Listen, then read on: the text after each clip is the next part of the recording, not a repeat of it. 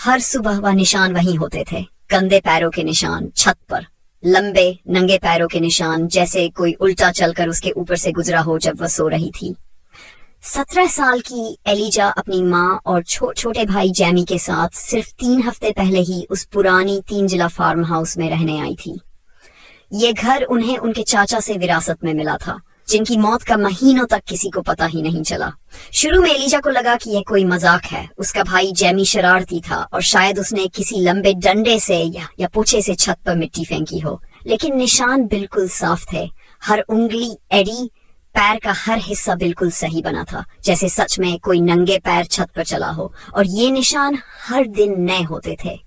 हर सुबह एलिजा उन्हें ब्लीच और स्पंज से साफ करती, लेकिन अगली सुबह वे फिर से आ जाते, उसके दरवाजे के ऊपर से शुरू होकर उसके बिस्तर के ऊपर तक, हमेशा गंदे और हमेशा उसी की ओर मुंह किए हुए। एक रात एलिजा ने तय किया कि वह जागती रहेगी, हाथ में फोन और टॉर्च लिए। रात के 12 बजे, फिर 1, फिर 2, कुछ नहीं हुआ। लेकिन उसके कमरे की हवा अचानक ठंडी हो गई, इतनी ठंडी कि उसकी हड्डियां तक कांप गई, उसकी चपने लगी और बंद हो गई।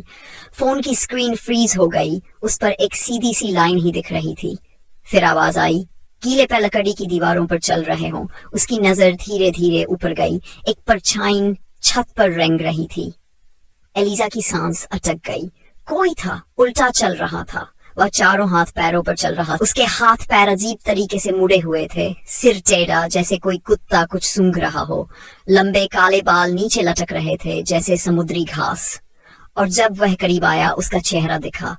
वह उसके चाचा का चेहरा था। सड़ा गला, खोखली आंखें, होंठ इतने फैले हुए कि मुंह के कोनों तक फट गए थे। वह उल्टा होकर एलिजा के चेहरे के ठीक सामने रुक गया। तुम्हें यहाँ नहीं होना चाहिए, वह बोला, आवाज जैसे मिट्टी खोदते वक्त की आवाज। वह नहीं चाहता था कि कोई उसके घर में आए। एलिजा चिल्लाई और दरवाजे की ओर भागी। गलियारे की लाइट्स छपकने लगीं, दीवारों पर परछाइयां नाच रही थीं।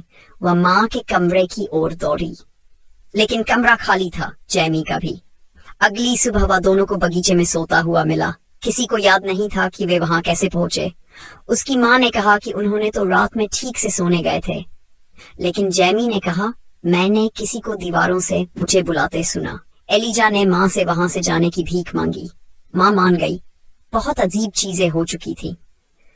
लेकिन जाने से ठीक पहले एलिजा ने एक बार फिर छत देखी। पैरों के निशान फिर से थे, लेकिन इस बार वे उसके कमरे से बाहर की ओर जा रहे थे और फिर गलियारे में मुड़ गए।